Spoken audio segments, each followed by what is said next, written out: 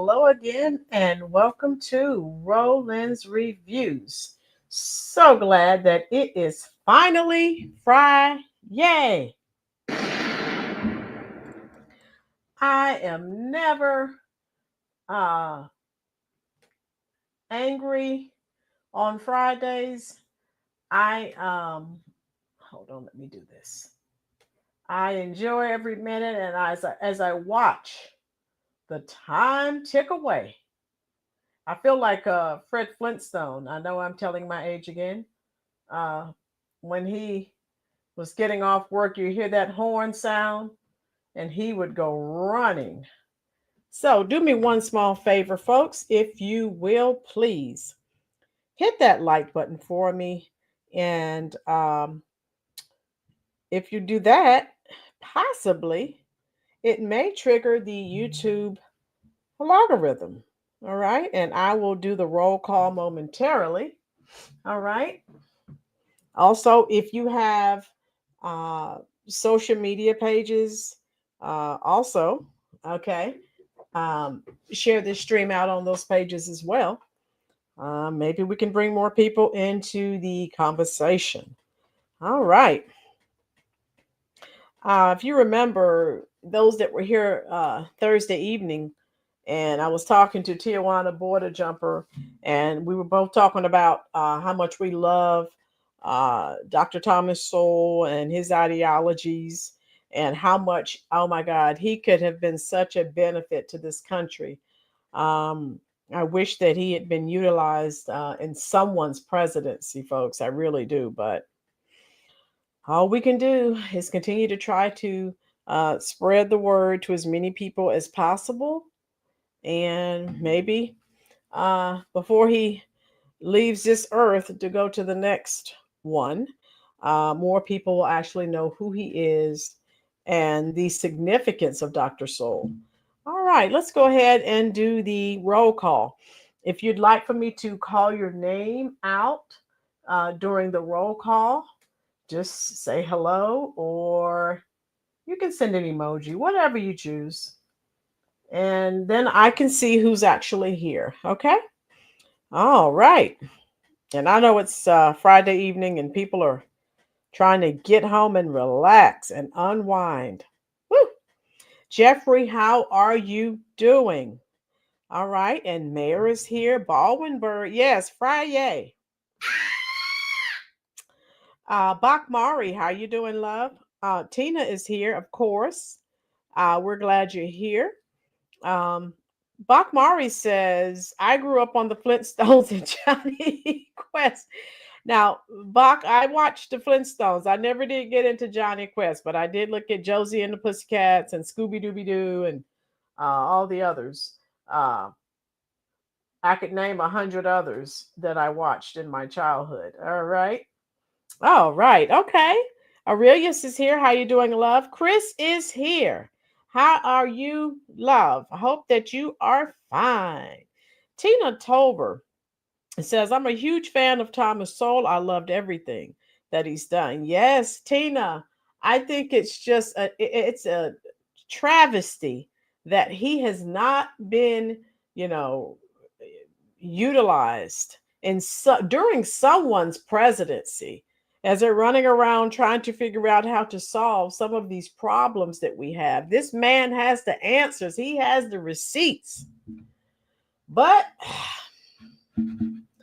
I guess the powers that be didn't see the need to reach out to him.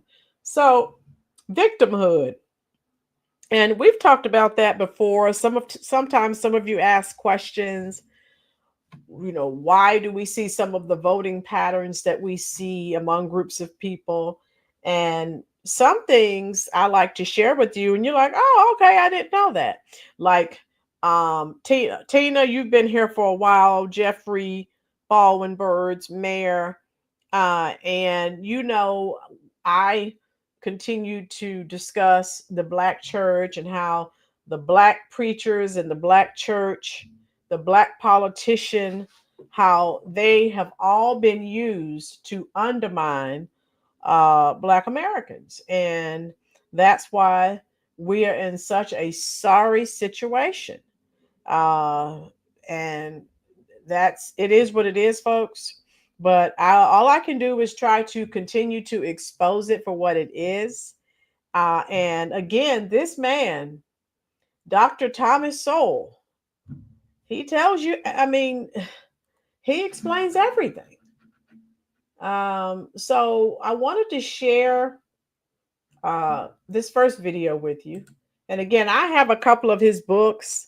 I don't have the time that I would like to have to do. If I could, I'd just sit down and read all 40 books. Obviously, I don't have that kind of time. But let's listen to this. And this is what I was taught. No one owes you anything. But we know the ideology straight from the playbook of the loonies. They turn everyone. They try to anyway. They try to turn everyone into victims. So someone owes them something. And folks, that's just not the case. That's not how I was raised. I was raised, you get out here and you work hard every day.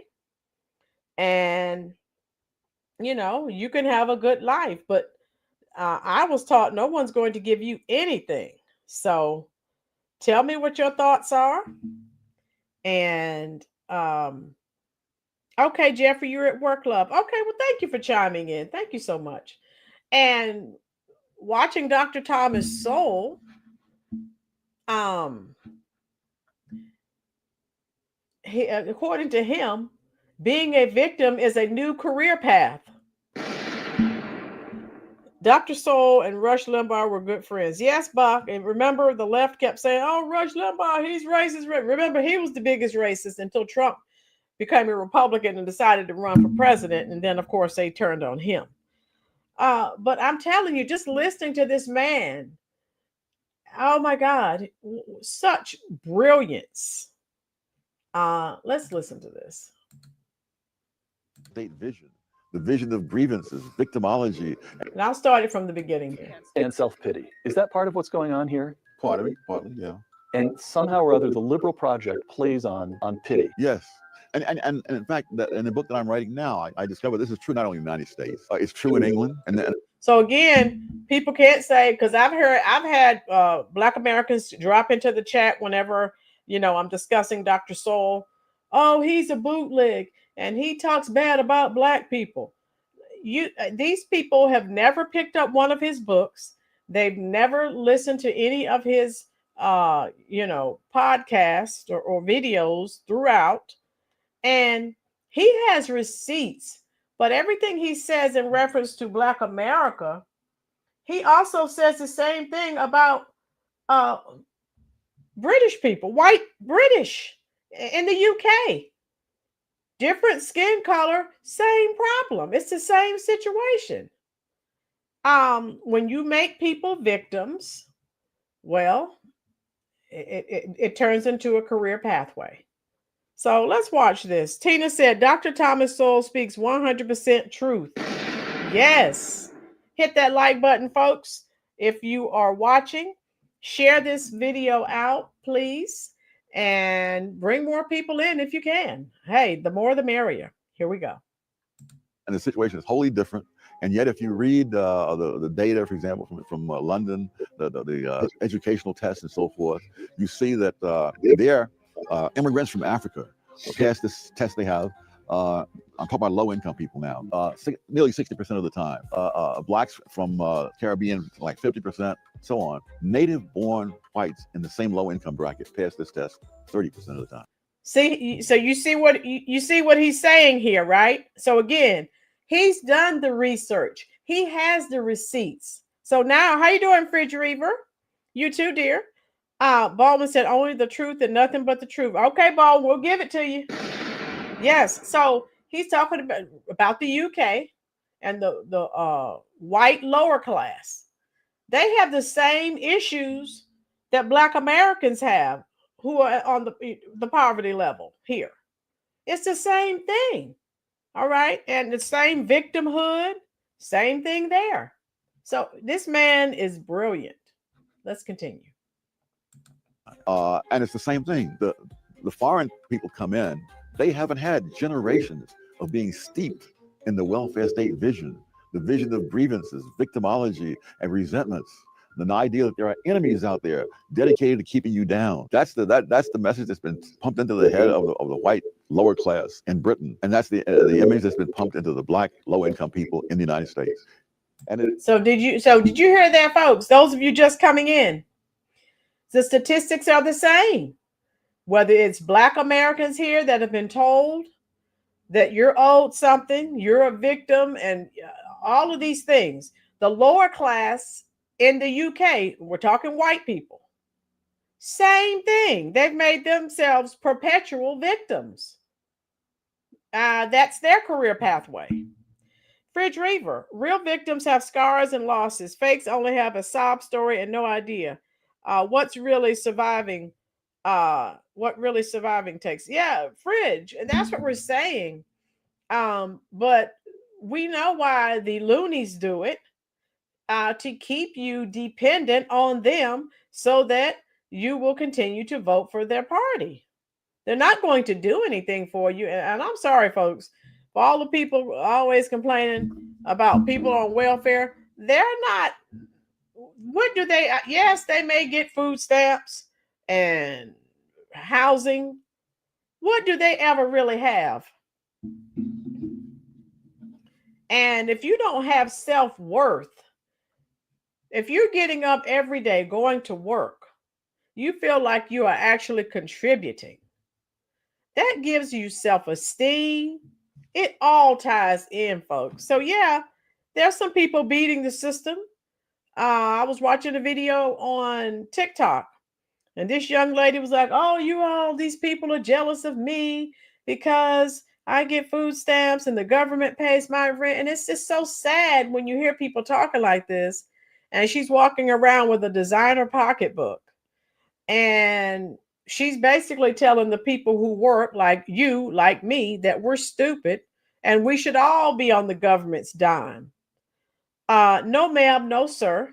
Because what she fails to realize is that when someone is feeding you, clothing you, and providing housing for you, you're a slave and you don't know it. I just dropped a truth bomb, folks. Tina, I'm Chippewa and I love Thomas. So yes, Tina, yes. And Mayor, this is what I'm saying. It's about economics and culture. Yes. So if you look at the research that Dr. Sowell has conducted, it's about culture and economics. So other people get on that, "Oh, you're talking about Black people, or you're talking about, whatever race." It's economics and culture. Bingo. All right, I'll continue. It is precisely this relentless pumping, this systematic infusion of a particular worldview, one centered on grievances, victimhood, and the ubiquitous presence of external enemies, that transforms personal hardship or historical disadvantage from a circumstance to be overcome into a defining, permanent identity. More than an identity, it becomes for many a vocation. Being a victim, or more accurately, performing victimhood and trafficking in the grievances of designated victim groups, has become a viable, often lucrative career path in modern. Didn't we say that, folks? We've said that. We've mentioned that several times in various videos. When you look at the race hustlers, right? This is how they make it. And so they keep telling you you're a victim. How you doing, CJ Parks? All right. We're glad you're here, love. Hit the like button. They keep telling you you're a victim. You can't make it because of white supremacy and racism. So if you hear that enough, well, then self-fulfilling prophecy. That's what you become. You become a perpetual victim. And you never try to, great, CJ. You never try to improve your situation. All you do is sit, as Dr. Sowell says, and point fingers. You're a victim. These people have done things to you. These people owe you. No one owes you anything. I've even told my students that I had some students that were having some issues, with their parents. And I said, look, once they provide the basic necessities, they don't owe you anything else.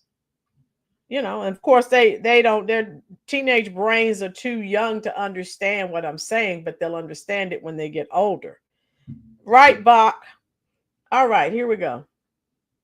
Modern Western societies, particularly within the ecosystems fostered by the welfare state and its intellectual and political allies. This isn't to deny that genuine victims exist. History and present reality are replete with individuals and groups who suffer profound injustices, oppression, and misfortune. The distinction is crucial. One can be a victim of circumstance without adopting victimhood as a guiding philosophy, a political strategy, or a source of social capital. The pernicious message pumped into the heads of the struggling, whether the white lower class in Britain or low-income blacks in America, is not merely one that acknowledges hardship, but one that attributes that hardship almost exclusively to external malice. Yeah, so here in America, white supremacy and racism, you can't make it. This is what they tell, of course. This is what the loonies keep telling Black Americans. All of your problems are because of white supremacy and racism. They don't say anything about personal responsibility. They don't say anything about the choices that you are making. So therein lies the problem. So how can you ever fix the problem when you won't even acknowledge it? Because you've been told, you've been indoctrinated, you've been brainwashed to believe that all of your problems are due to white supremacy and racism. I haven't seen Music Therapy, Bach. I hope Music Therapy is all right. I'll continue. Systemic design and enemies dedicated to keeping you down. It simultaneously downplays or ignores the role of individual choices, cultural patterns, internal group dynamics, and the acquisition of skills, the very factors that historically have enabled groups to rise from poverty and discrimination. When self-pity is cultivated and validated by external forces, when the liberal project, as Peter Robinson aptly puts it, actively plays on pity, it ceases to be a momentary personal failing and becomes a socially sanctioned, even encouraged posture. This cultivation isn't accidental. It serves distinct purposes for those doing the cultivating. Intellectuals gain theories to elaborate.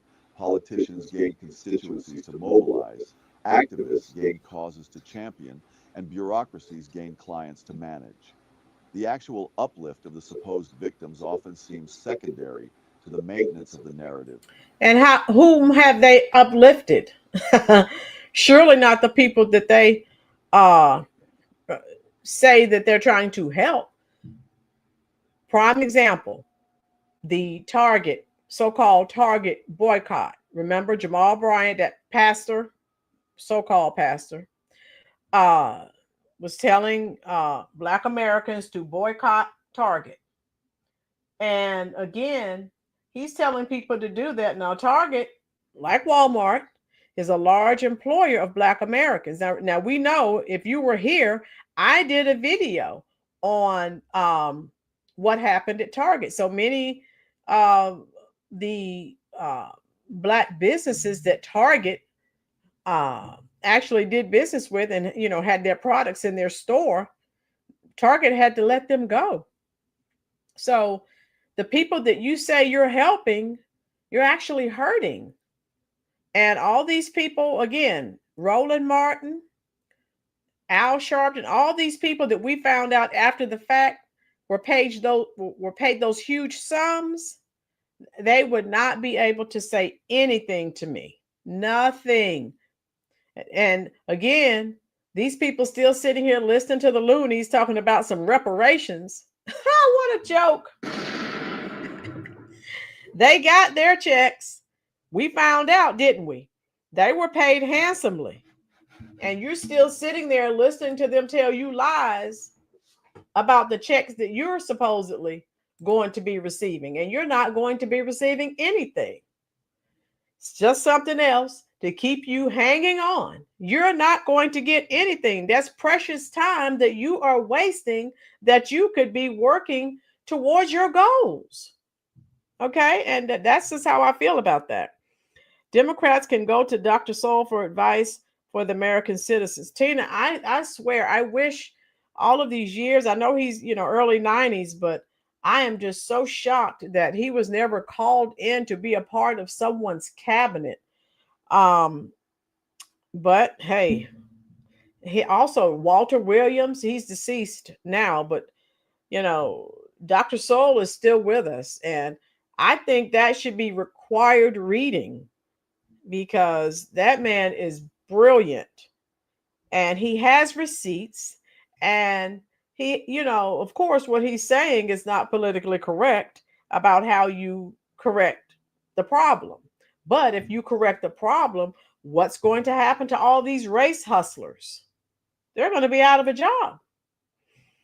I actually had a student to ask me, a former student called me today and asked me how it was when I was growing up, and what I thought about what was going on today.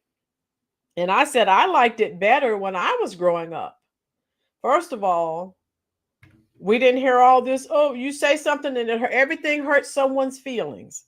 I grew up watching All in the Family, Sanford and Son, and if you are old enough to know those shows, they said whatever, the Jeffersons, all of those old shows, and everything hurts everyone's feelings. You have to shh. You can't say anything. How you doing, Team Hazard? Peace and blessings to you. Al the Rat Sharpton got his right, Bach. All of these people that we found out after the fact received $500,000, $300,000. There is no way I would listen to anything you had to say. Good times. Yes, Team Hazard. Team Hazard, I actually interviewed Bernadette Stanis. She played Thelma on Good Times. If you want me to drop the link for that interview, I will. Yeah, I interviewed her a couple of years ago. Excellent interview. Quality human being. We had an excellent time. Yes, man, we were laughing. We weren't saying, oh my God, that's racist. I looked at the Dukes of Hazzard every week.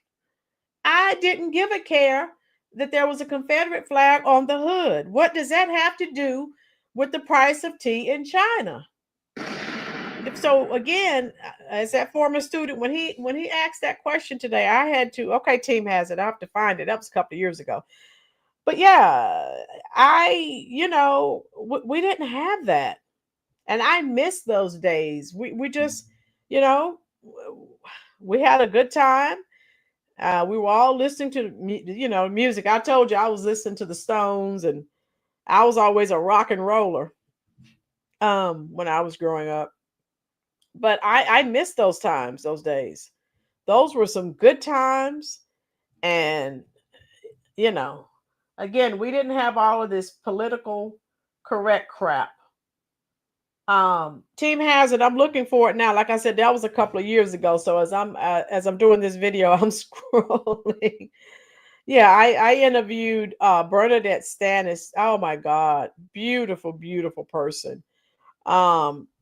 I thoroughly, if you don't remember, if you haven't been here long enough, before I really started talking about politics, I was interviewing celebrities. So I guess how I got interested in that is I kept seeing, some of my favorite celebrities when I was a kid pass away. And I was like, oh my God, I need to start. Let me see if I can reach out to some people, and, whoever responds, hey, that's who I'll interview. So I've interviewed Thelma, Bernadette Stanis. Oh, just quality person. Where is it here? Yeah, I found it. Oh my God. Yes, Thelma. Everyone loved Thelma. I also interviewed, if you know Frida Payne. She had a big hit song. Was it 70? Band of Gold. Oh, then the dreams. I lost my voice. Anthony, how you doing? Rolynn, that's what it was. I was going to say, imagine the impact he could have had on our country. He would never get the attention he deserves because it calls for accountability. Anthony, right. And The stuff, yeah. Bach Mari, yes. Mick Taylor, may he rest in peace. Yeah. Band of Gold Mayor, yes. I interviewed Frida Payne. Um, and she is like in her early 80s. She's still out here singing and touring. Oh my God. So yeah, but the link I just dropped was the interview I did with Bernadette Stannis. And you see sometimes Chef Find His Wine. I call him my partner. Um, he's out of Chicago, and he did the interview with me, and we had a wonderful time. So yeah, I interviewed her and Frida Payne. If you remember the show What's Happening, I interviewed Ernest Thomas. He played Raj. So that's what I did until I'll tell you what happened when the light went off. No, Mick Taylor is dead. Not Mick Taylor. Excuse me, Brian Jones, he passed away, not Mick Taylor, excuse me. You're right. Yeah, but Mick Taylor was good. Yeah. I was thinking of Brian Jones, he died in the 60s, I think. From taking substances. Charlie Watts is, Charlie Watts is gone. So Team Hazard, let me know if you would like for me to drop the link for my other celebrity interviews. That's what I was doing. And then I made the mistake. I was hearing about what was going on with the, illegal immigrants. And I started watching that and I just became angry about what was going on. And I'm like, oh my God, people are still voting for these people and look what they're doing. And that's how I turned it, because I was supposed to be interviewing what's his name? Damon Wilson from Sanford and Son. I've actually spoken with his manager. And then I started this with the, with the migrants. And I was like, I've got to get this information out quickly. And I was trying to, again, I wanted to make sure that the Curry Queen did not win. Okay, so let me continue. So tell me what you're thinking about this video, folks. This is good information that justifies these roles. The result is a perverse incentive structure where progress and self-reliance can actually threaten the careers built upon the presumption of perpetual victimhood. Consider the stark data point mentioned: low-income immigrants from Africa or the Caribbean outperforming native-born whites and blacks from the same low-income brackets on educational tests in London. This isn't an anomaly. Similar patterns have been observed elsewhere, including the United States, with various immigrant groups outperforming native minorities who have been the focus of generations of welfare programs and grievance narratives. So we see the difference here, don't we? So anytime we hear, oh, look at these, immigrants from all these other places, they come here and they do better than Black Americans. Well, that's because the loonies haven't gotten their hands on them. They haven't been in the welfare programs, and they haven't heard all of these grievance narratives that the loonies indoctrinate people with. Okay, so indoctrination is real. Brainwashing is real. Tina, yes, it is. Yes. All right, I'll continue. How can this be if systemic racism or ubiquitous societal enemies dedicated to keeping them down are the primary determinants of outcomes? The foreign-born individuals often arrive with less material wealth, face language barriers, and encounter undeniable prejudice. Yet crucially, as observed, they haven't had generations of being steeped in the welfare state vision. They haven't been subjected to the relentless messaging that their fate is controlled by external oppressors, that their efforts are futile against insurmountable barriers, and that their primary recourse lies in demanding concessions based on their victim status. Often they carry cultural capital, strong family structures, a fervent belief in education as a path upward, a willingness to work extraordinarily hard, and perhaps most importantly, a rejection of the debilitating mindset of victimology. They may be victims of circumstance upon arrival, but they refuse to adopt victimhood as their identity. This contrast throws into sharp relief the devastating impact of the grievance narrative.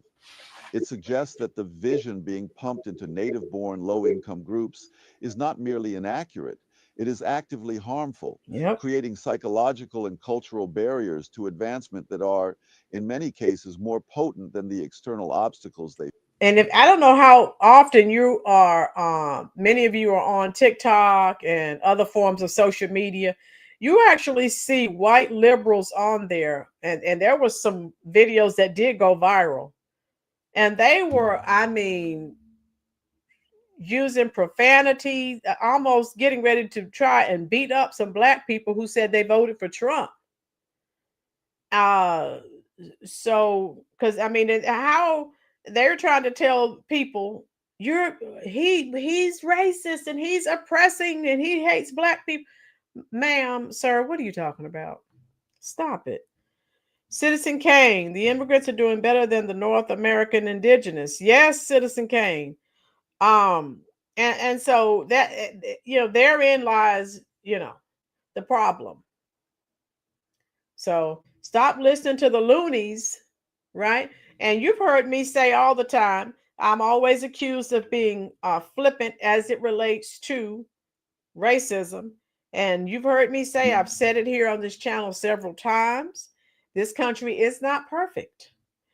I'm sure we do have, the racism or white supremacy. Some people may not like people because of the color of their skin. You've heard me say, I don't give a care who does not like me because of the color of my skin. That's between them and their God. I don't have anything to do with that, right? And you've often heard me say, no white supremacists or anyone else can keep me from getting what I'm supposed to have. No one. Okay, Fridge, I see your email, dear. And so that's just my take on it, because regardless of who has this, this job, that job, if that's where you're supposed to be, that's where you're going to go. No one is above the great creator. So I don't care who's racist. I don't give a care. I don't. That's their problem, not mine. I don't deal in negativity. And that, to me, that's negativity. So, and people need to realize you're walking around and you don't like this group of people, that group of people. You don't know who may have to give you your last drink of water before you leave this earth. And you know how God has a great sense of humor. So be careful, folks. All of us need to be careful and be mindful of how we treat everyone, really. Because like I said, God likes to make us laugh, and he'll have that very group, someone that you could not stand, that group of people, that'll be the person that may save your life. You don't know. And you don't know none of us knows how many blessings we may miss, right? Because the creator had someone over here ready to bless us, but we don't like that group of people. So you weren't even receptive. You saw them and you may have gone the other way. You don't know what blessing that person had for you. So yeah, I told my former student, I wish we could go back, and I do. We cannot fit together to make the body of Christ if we cannot get over our skin color. Right, Tina? That's a human issue, not God. That's not a God issue. That's a human issue.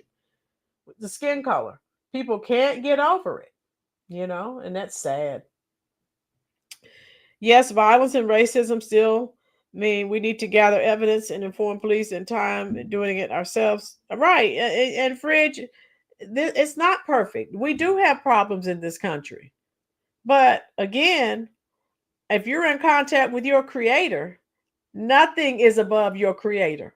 And so if I don't get something, now listen to the loonies talk, it's because I'm black. In my mind, at this point in my life, I know if I don't get it, that's not what he wanted me to have. Folks, Tina, Fridge Reaver, those of you in my Citizen Kane, those of you in my age range, tell me how you feel about that. And if you have that mindset, You won't walk around bitter, hostile, angry. Oh, I didn't get that because I was black or because I was Hispanic.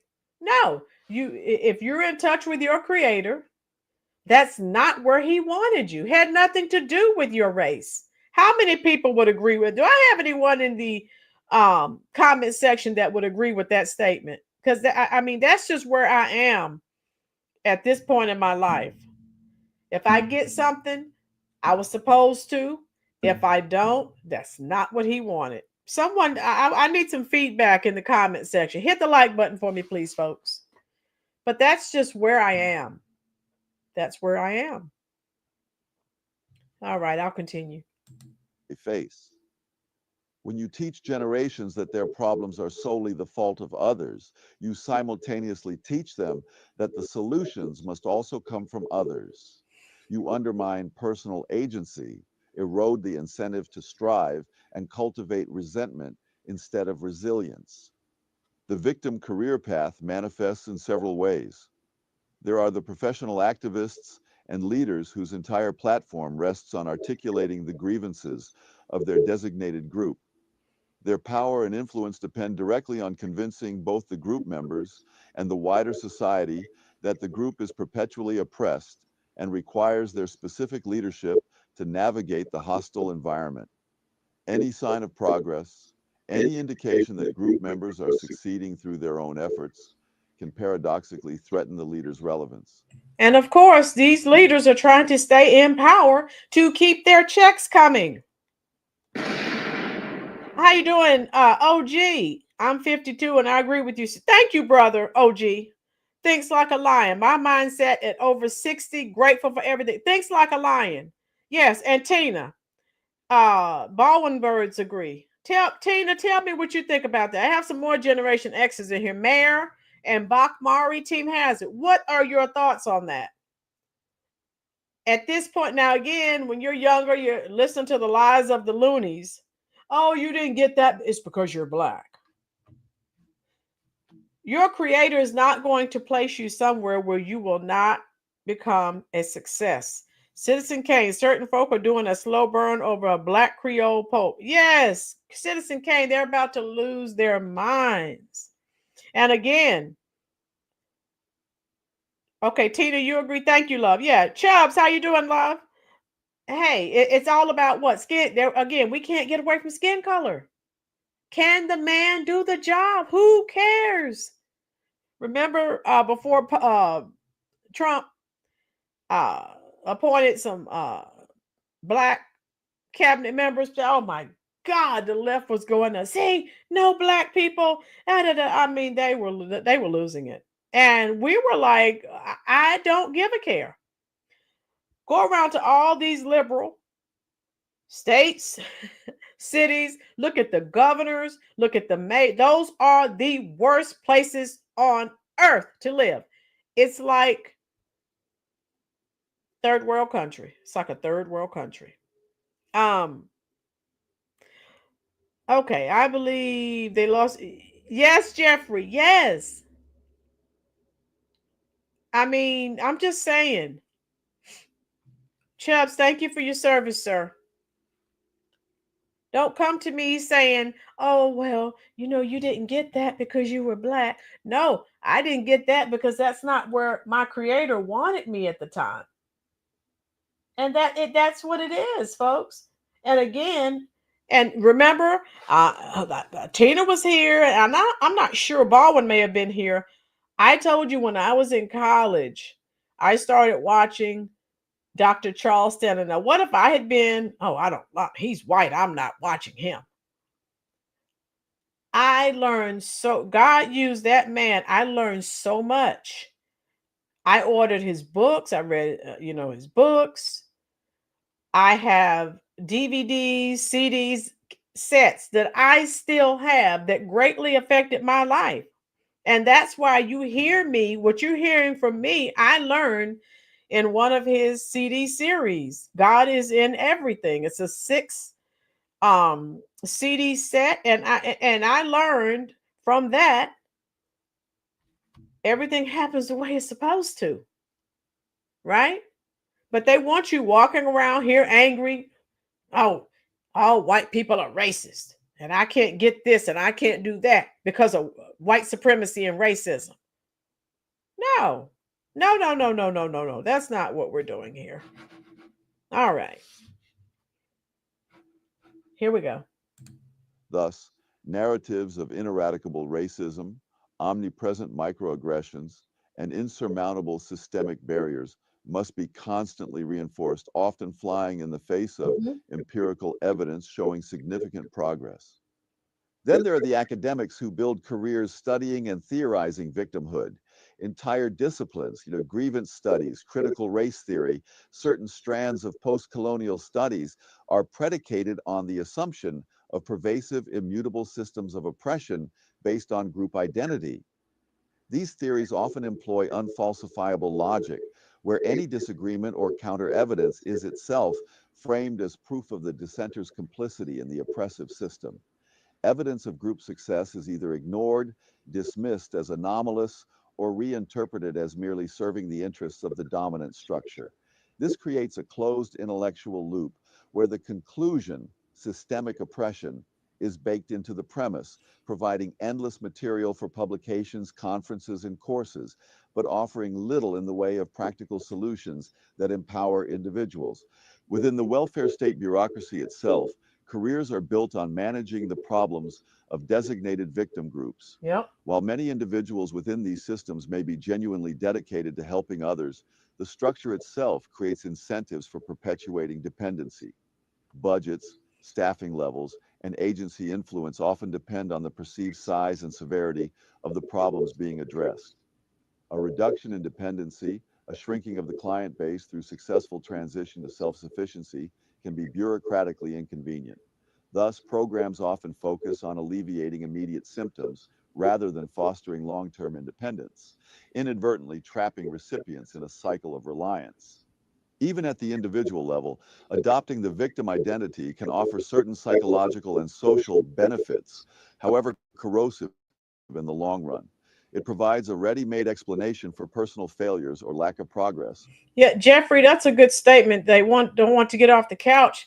And they've been so indoctrinated. This is what the loonies are always telling them. You can't make it because of white supremacy and racism. And so they don't try. It's sad.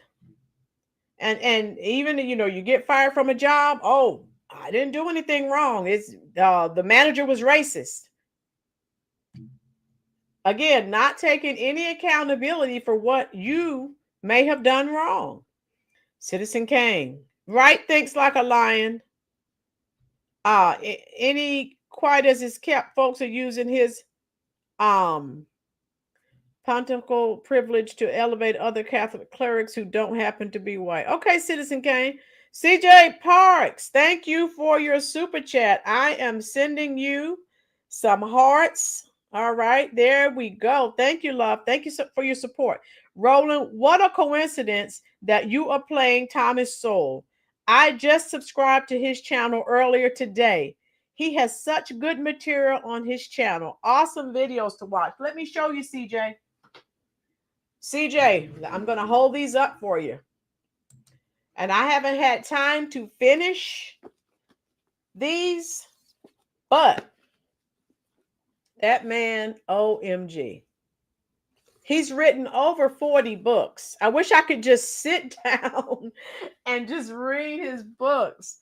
But CJ, if you want to know where I get my thought processes from, yes, CJ, great minds think alike. But yet, now that I look back, I've been reading Dr. Sowell's op-eds. I've been reading Walter Williams. I just look back from years ago and I'm like, wow, of course they were younger. But I'm like, I've been reading his works, in the newspapers, of course. But if you listen to what he's saying, CJ, to me, it just makes so much sense to me.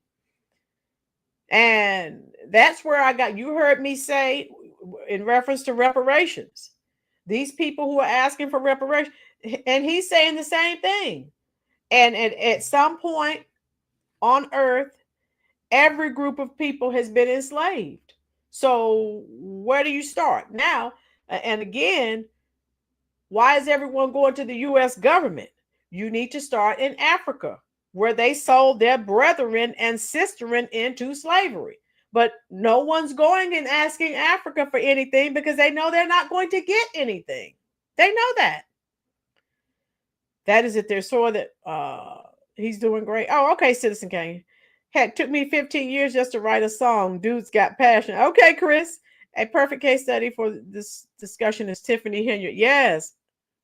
Right, Jeffrey. And so, again, to me, that's my opinion. That's my review. It makes sense. And I guess to the way I was raised, I was not raised that you walk around with your hand out.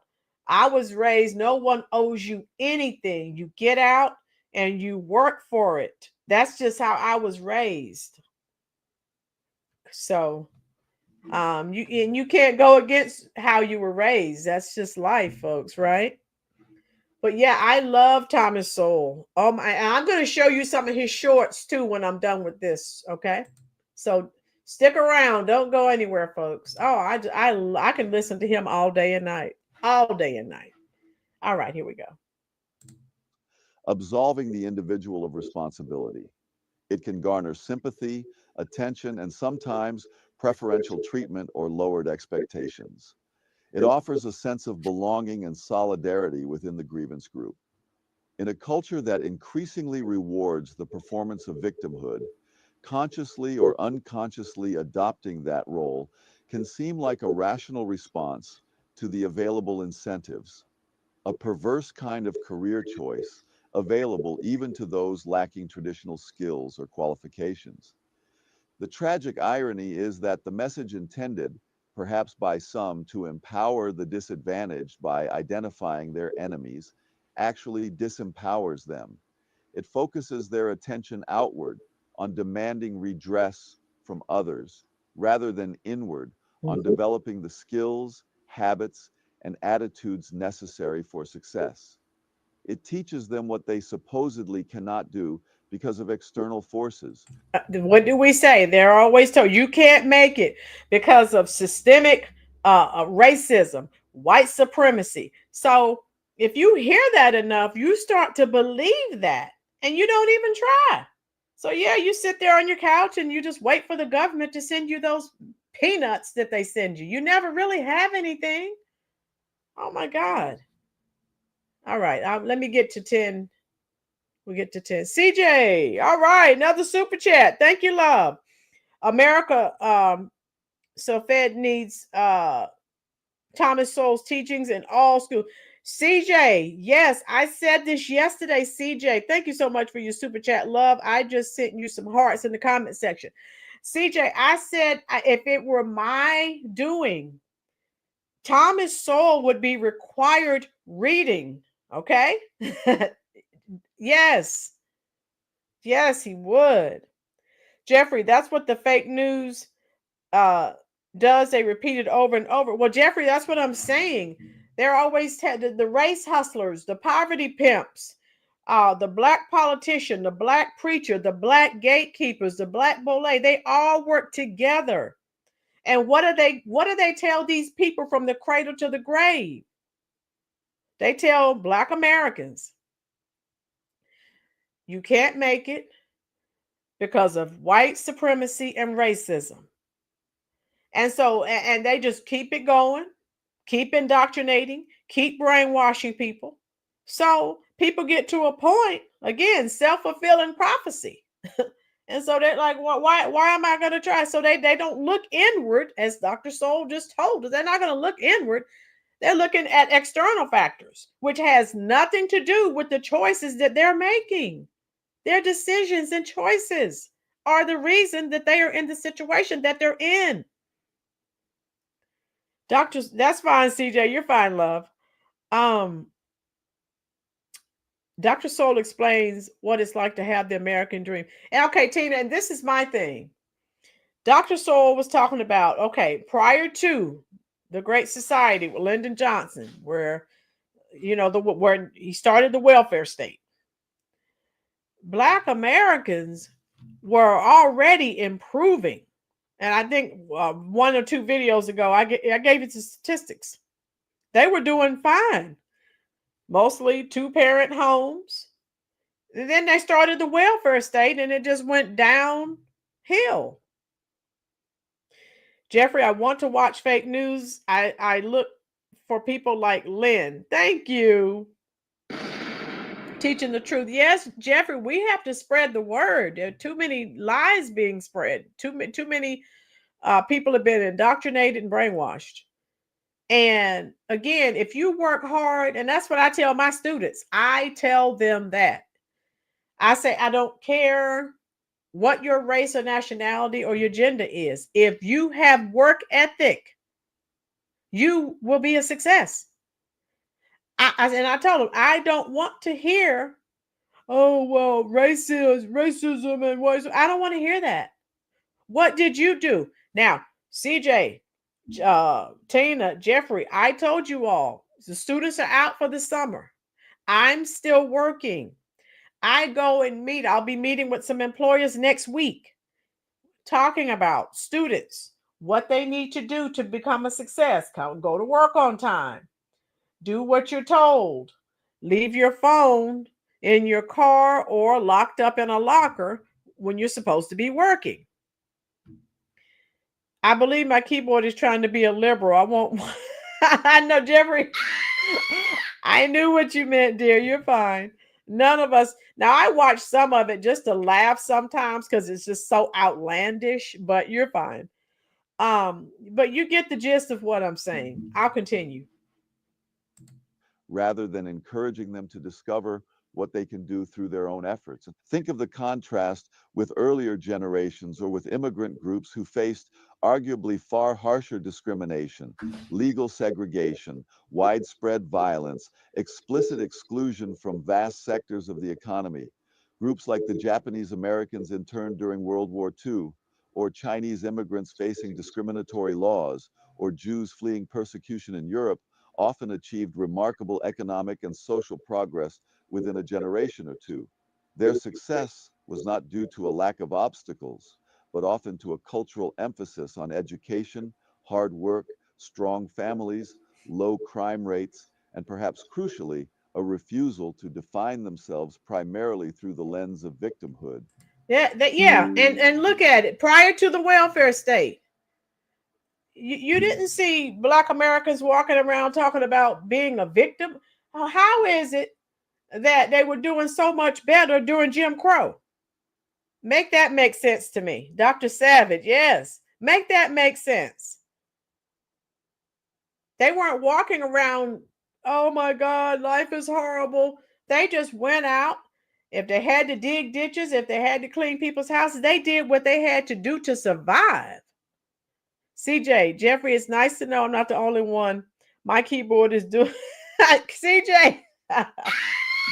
Yeah, don't worry about it. Even though you may miss a letter, I kind of know what you're saying. You're fine. Dr. Savage wrote a book called Liberal. Okay. Yeah. So let me see what else I had. And I won't play the whole thing. But you know how I do. I always add I share it in the description area of the video so that you can, if you want to watch it in its entirety. But yeah, folks, that's why if I could, I wish I could have 1,000 people in here. The days that we do videos on Dr. Sowell. I really do. Because so many people need to hear this. And, you know, again, if I could, I would make it required reading. Of course, I don't have that power. But that's fine too. So let me show you some of his shorts. I mean, he's real concise, real cut and dry. Yeah, so being a victim is a new career pathway. Let me show you. Here's some of his shorts. Oh my God, I love it.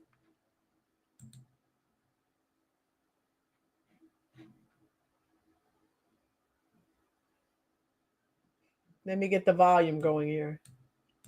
Yeah. And somehow or other, the liberal project plays on pity. Yes. And in fact, in the book that I'm writing now, I discovered this is true not only in the United States, it's true in England, and the situation is wholly different. And yet, if you read the data, for example, from London, the educational tests and so forth, you see that there, immigrants from Africa pass this test they have. I'm talking about low-income people now. Nearly 60% of the time. Blacks from Caribbean, like 50%, so on. Native-born whites in the same low-income bracket pass this test 30% of the time. And it's the same thing. The foreign people come in, they haven't had generations of being steeped in the welfare state vision, the vision of grievances, victimology, and resentments. The idea that there are enemies out there dedicated to keeping you down. That's the message that's been pumped into the head of the white lower class in Britain, and that's the image that's been pumped into the black low-income people in the United States. That's right. So is the victim. Okay, where is the lie? No lies were detected in my view. No lies were detected. Is the victim mentality holding you back in life? So again, the victim mentality, the victimhood. Yeah. Notice nothing is said about choices people make.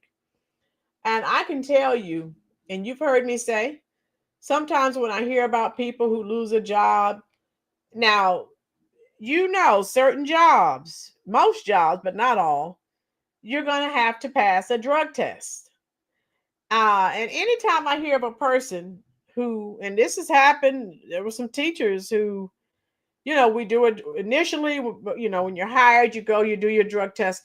Now, if you also drive a bus, you have your CDL, they can come pull you at any time out of your classroom. They'll put a sub in there. You have to go to the county office right then and there. We'll go to this little clinic behind the county office and do, pee in the cup. So knowing that, why would you chance it and do drugs? That's just stupid. And here we go. This is when he was younger, Black Victimhood. Oh my God. He just tore him up. I love it. The most dangerous thing you can do to any group of people is convince them that their failures are never their fault, that they are forever at the mercy of history, society, or some external enemy. This is what the so-called Black leaders and their allies on the left have done for decades, and it has kept Black America in a perpetual state of stagnation.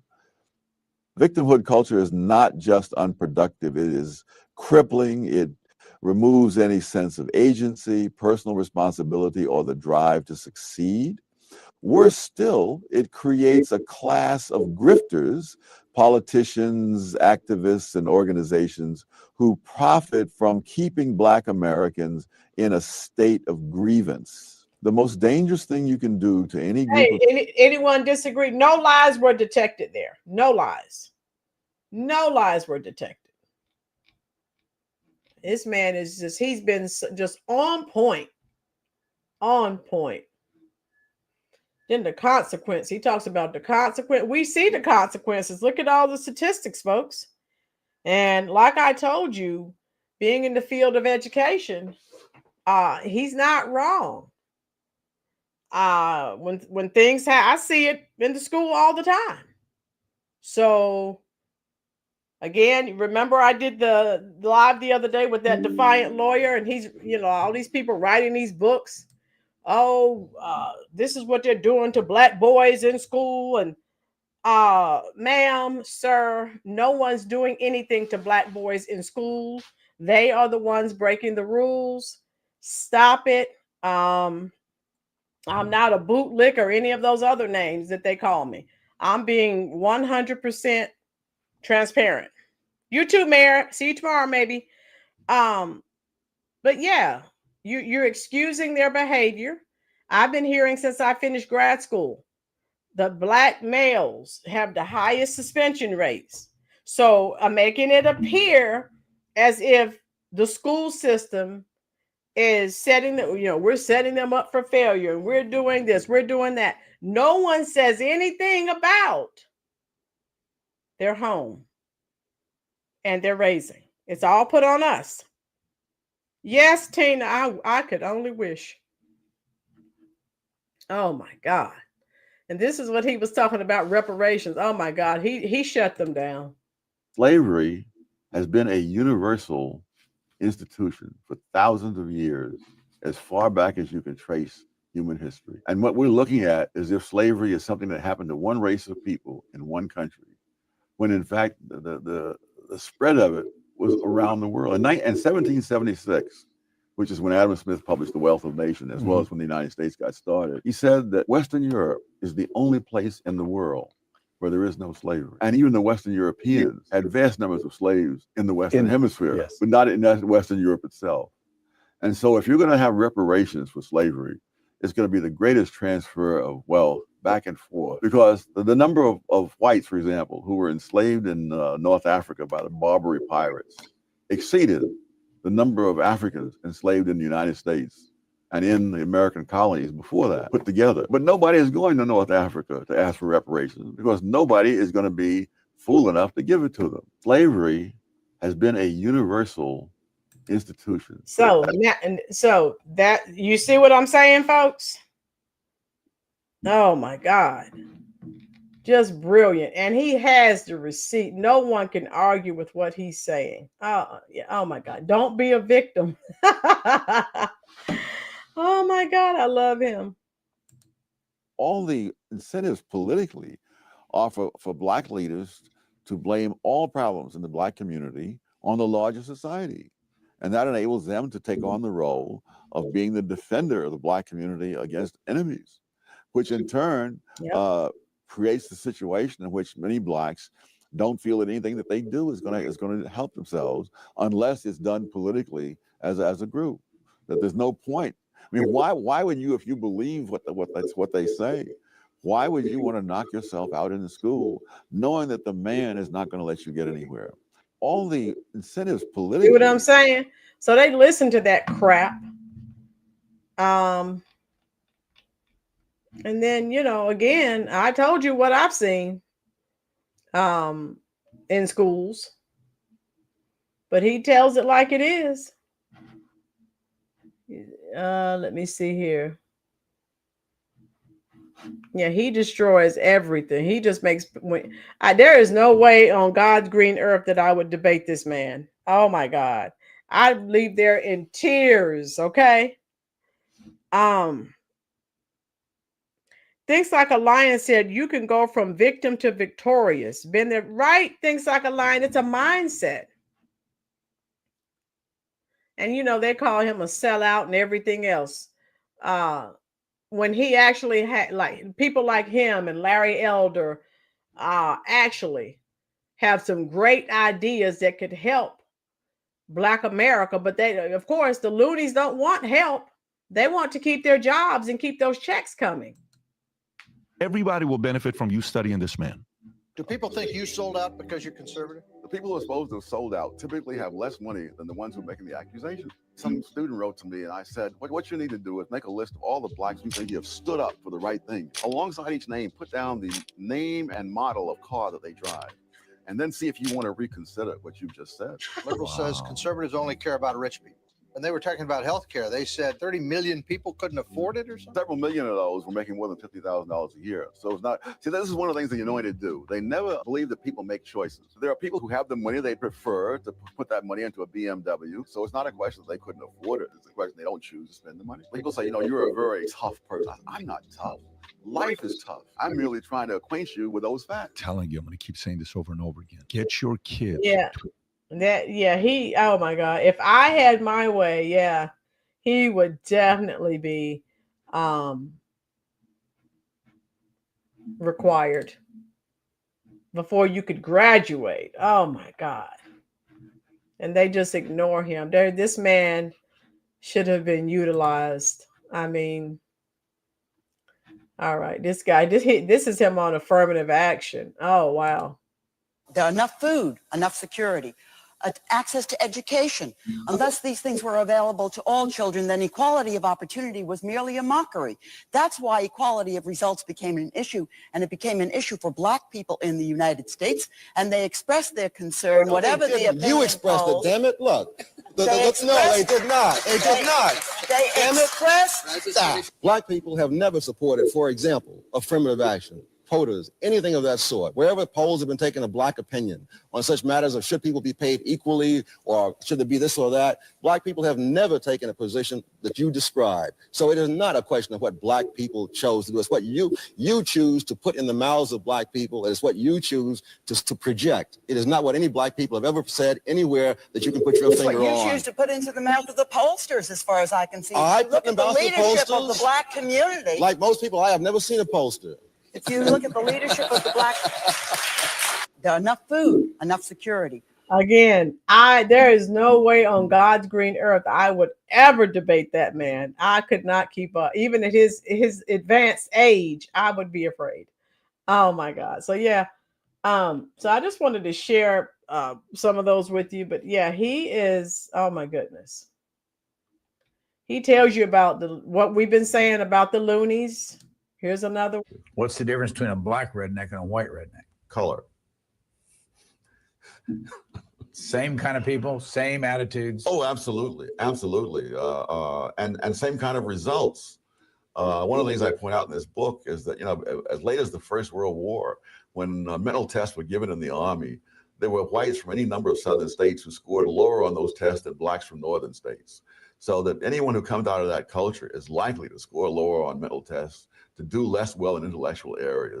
What's the difference between a black redneck and a white redneck? Color. Yep. So there we go. So that's all I wanted to really share with you folks, because I was talking with Tijuana Border Jumper, and he loves Dr. Sowell as well. And now CJ said he loves him too. So yeah. But yeah, folks, that's what I have for you. And pretty much Chubb says, oh, Chubbs, your message disappeared. Let me see if I had anything else for you. Yeah, he's been talking about this forever. And if only he could get someone to listen. Oh my God. This is so unfortunate. All right. And his one, he has a lot of quotes. And okay. I'm going to share this with you.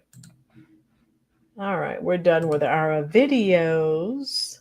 Hit the like button for me, please, folks.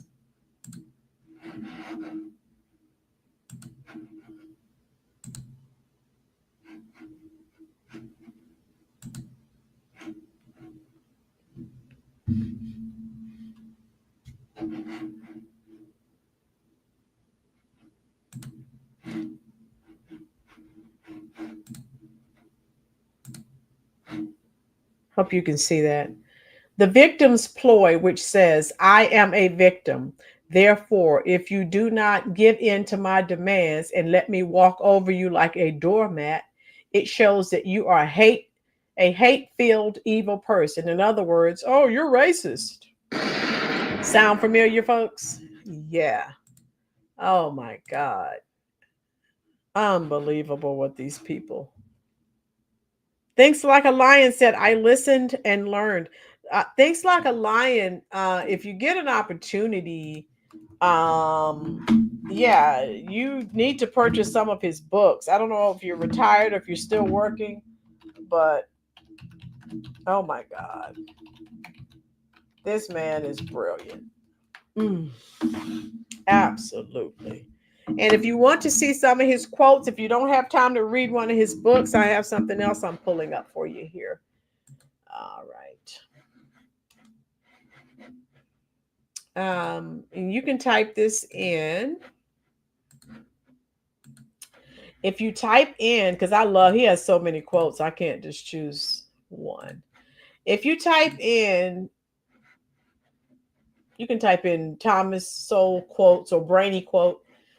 But if you need quotes, if there are people who have that may have quotes that you love, just type in Brainy quote, and anyone, you see the search box up here, you can type in Dr. King or Lady Diana, whoever.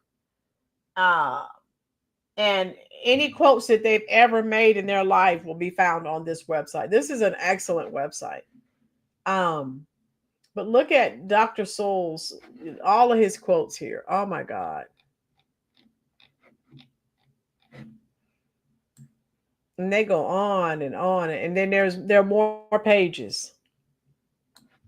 Chubbs, they don't want to hear the truth from someone who can help them. Just like when Jesus was here to save the world, but because Satan controls a lot of people's minds, they didn't listen. Good point. Jeffrey, race doesn't have anything to do with being raised up by their parents. Right? Jeffrey, yes. Tina, yes. So look at these quotes. Do you guys, can everyone see these quotes? Anyone see a quote that you love yet, or one you've heard already? I love this one. It takes considerable knowledge just to realize the extent of your own ignorance. Woo! And so yeah, all of these, and there are many others. Oh my God. It's hard to imagine a more stupid or more dangerous way of making decisions than by putting those decisions in the hands of people who pay no price for being wrong. Oh yes, that's priceless. Right here, the word racism is like ketchup. It can be put on practically anything, and demanding evidence makes you a racist. Yes, thinks like a lion. Yeah. Oh yeah. So I hope, yeah, like I said, Caesar, how you doing, dear? Hit that like button, love. So yeah, you can come here and find all of his quotes, or anyone. Like I said, up here on the right is the search box. You can type in the name of a person and all their quotes will pop up. Okay. Where are we? The more people who are dependent on government handouts, the more votes the left can depend on for an ever-expanding welfare state.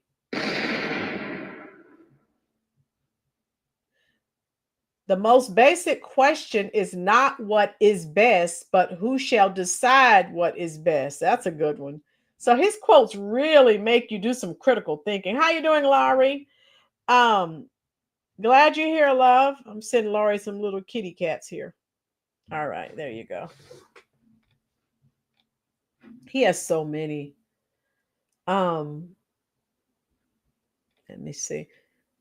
The big divide in this country is not between Democrats and Republicans or women and men, but between talkers and doers.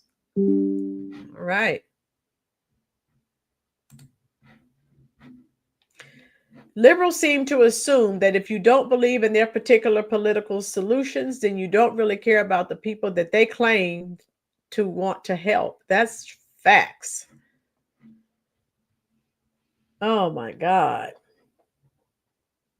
So he has so many priceless quotes.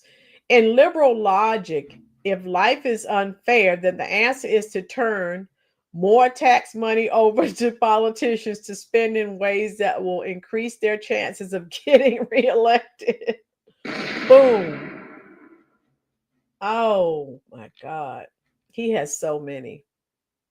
And then you can go again to the next page. Oh, okay. Hold on. It's taking me back here.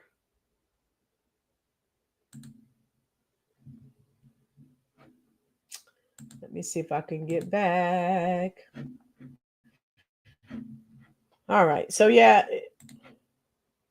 if you like that, throw money at the problem will never solve anything. No, it sure won't. All right, come on. And I don't know what's going on with Brainy quote. Okay, but anyway, yeah, that's a hopefully you could use that if you're looking for some quotes for some of the people that, oh no, your black kitty passed away. What happened? Laurie? What happened to Kitty? right. Lori has to tell me what happened. One of her kitty cats crossed over the rainbow. I'm sorry to hear that, dear. Caesar said this topic is much too heavy for many of our people. Yeah, Baldwin. Caesar, yeah. I think it's a travesty that this man has never been in someone's cabinet, some president's cabinet. I mean, he's brilliant. Why has he never been used? Paulina, how you doing, love?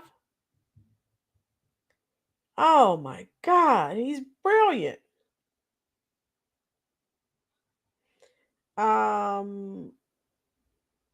You said, I don't know. Okay, I'm sorry to hear that. Oh, kitty. But you still have your 2 other kitties, right? Sorry to hear that. Okay.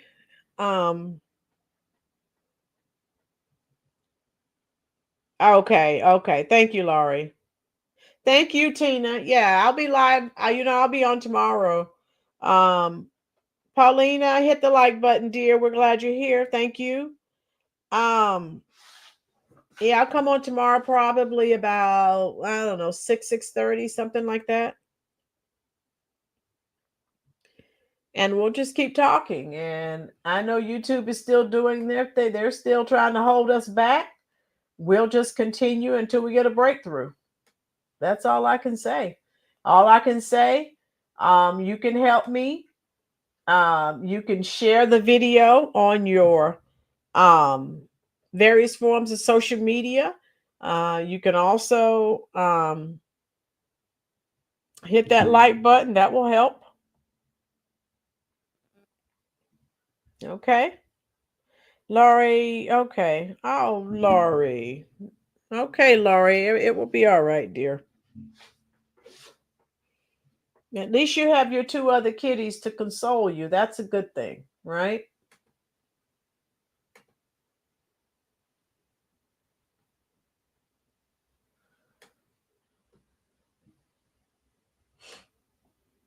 All right. Okay.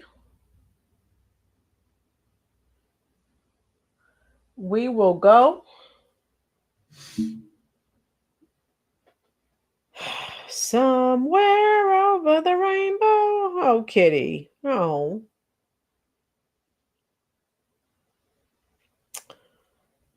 Oh, Laurie. Okay, dear. I'm so sorry. Okay. Oh. Laurie, you going to be here tomorrow, dear? Yes, Jeffrey. They're family members. Exactly.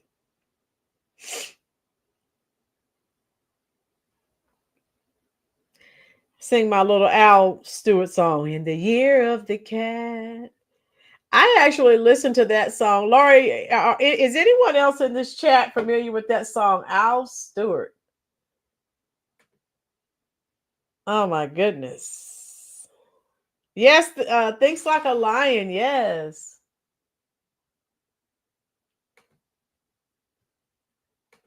All right, we're going to go. And I'll be live tomorrow about 6:30-ish.